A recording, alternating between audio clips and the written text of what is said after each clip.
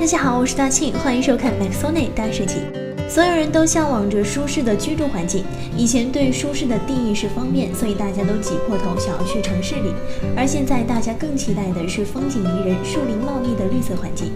而马上世界第一座垂直森林城市就要落户广西柳州，既有城市的便利，又没有污染，相信大家都会喜欢。这个森林城市占地面积大约175公顷，树木覆盖量将高达4万棵，还会种植100多种植物，总量将会超过100万株。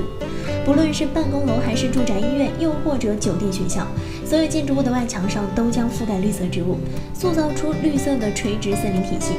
预计这个城市未来将容纳3万人居住，每年能够吸收1万吨的二氧化碳以及57吨的污染物，同时还会产生约900吨的氧气。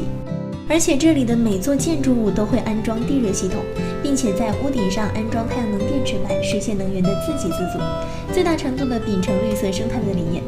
在交通方面，这个城市将会通过采用高速铁路和电动汽车等手段与柳州市中心连通，完全不会影响到生活的便利性。得到柳州市规划局的批准，建筑设计事务所博爱里已经完成了设计规划，预计到2020年这座城市就会建设完成。到时候，不论人类还是动物都能够在这座森林里欢快地生活了。视频原色来自 Stefano Bradley Activity， 由 Maxone 创意公园翻译剪辑制作。感受最美的创意生活，请关注 Maxone 创意公园。